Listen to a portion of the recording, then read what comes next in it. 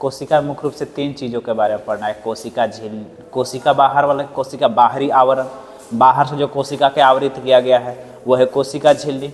और कोशिका झिल्ली के अंदर जैसे देखेंगे भाई किस प्रकार से होगा, तो ये हमारा बाहर से आवरण, एक आवरण हो गया बाहर से, और इसी आवरण इसके अंदर सब इस कोशिका का सबसे बाहरी लेयर है बाहर का आवरण। जैसे हम लोग के शरीर के सबसे बाहर आवरण कौन है? चमड़ा, स्किन, त्वचा है। इसी प्रकार से कोशिका का सबसे जो बाहरी आवरण है, बाहरी आवरण, ये बाहरी आवरण का है कोशिका झिल्ली।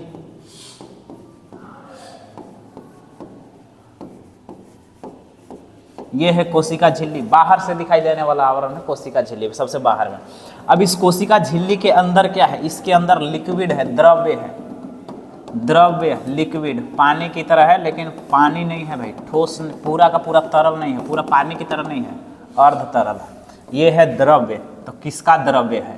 कोशिका का, तो इसीलिए इसको क्या कह देंगे? कोशिका द्रव्य। तो सबसे पहला कोशिका झिल्ली और उसके बाहर में कोशिका द्रव्य, और बीच में, इसके बीच में एक और झिल्ली नुमा संरचना होता है, और इस झिल्ली नुमा संरचना को हम लोग कहते हैं केंद्रक। ये है केंद्रक। तो कोशिका मुख्य रूप से 3 घटक है, सबसे बाहर में कोशिका झिल्ली, उसके अंदर कोशिका द्रव्य और केंद्रक। बीच में कोशिका द्रव्य के अंदर ही कौन है? केंद्रक। अगर पौधा को देखिएगा, पौधा को, तो पौधा में कोशिका झिल्ली के बाहर एक और झिल्ली होता है। पौधों में कोशिका झिल्ली के बाहर एक और झिल्ली होता है, प्लांट में, पौधा में। और वो झिल्ली क्या करता है? जैसे हम लोग को बचना है, अब पता चला हम लोग को भाई बचना है, तो हम लोग को ठंडा से बचना है तो क्या लगा लेंगे? स्वेटर लगा लेंगे। गर्मी से बचना है, पंखा लगा लेंगे, कूलर लगा लेंगे, एसी लगा लेंगे। भाई इन लोग कहाँ जाओ भाई एसी उसी लगावे, इन लोग कपड़ा पहनने कहाँ जाओ? इसीलिए इन लोग के कोशिका के बाहर एक और आवरण है, केवल किस में है? पादप में। केवल पादप कोशिका में है, जंतु कोशिका में नहीं है, हम लोग के पास नहीं है, केवल पौधों के पास है।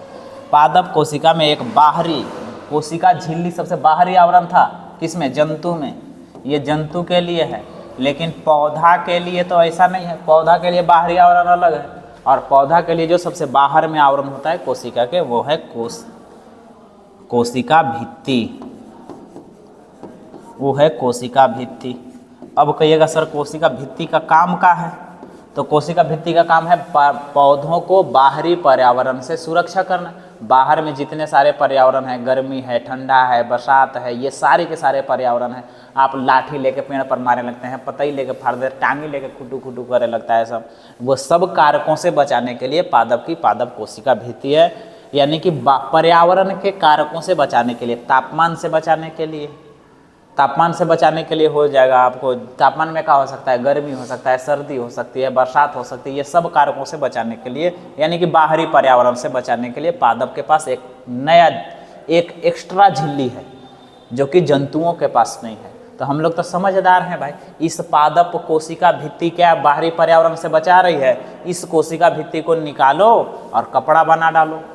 तो कोशिका, हम लोग का कपड़ा किससे बना हुआ है? कोशिका भित्ति से। तो हम लोग को बाहरी पर्यावरण से सुरक्षा करने के लिए हम लोग क्या पहने हुए हैं? कपड़ा पहने हुए, जैकेट पहने हुए। कारण क्या है? क्योंकि ये कोशिका भित्ति का बना हुआ है। वस्त्र से रेसे पढ़े होंगे आप लोग, 7th क्लास में पढ़ना है, वस्त्र से अरे रेशा से वस्त्र बनाना। वो जो रेशा निकाल रहे हैं, रेशा वो कहाँ से निकाल रहे हैं? पादप से। और पादप किससे बने, मिलकर बने हुए हैं? कोशिका से। और पादप के कोशिका के सबसे बाहरी आवरण कौन है? कोशिका भित्ति। तो आप रेशा से तैयार करिए वस्त्र या कुछ से भी तैयार करिए, वो तो पादप ही है। और पादप बने ही हैं कोशिकाओं के, जंतु बने हुए हैं कोशिकाओं के, सारे सजीव बने हुए हैं। तो हम लोग मुख्य रूप से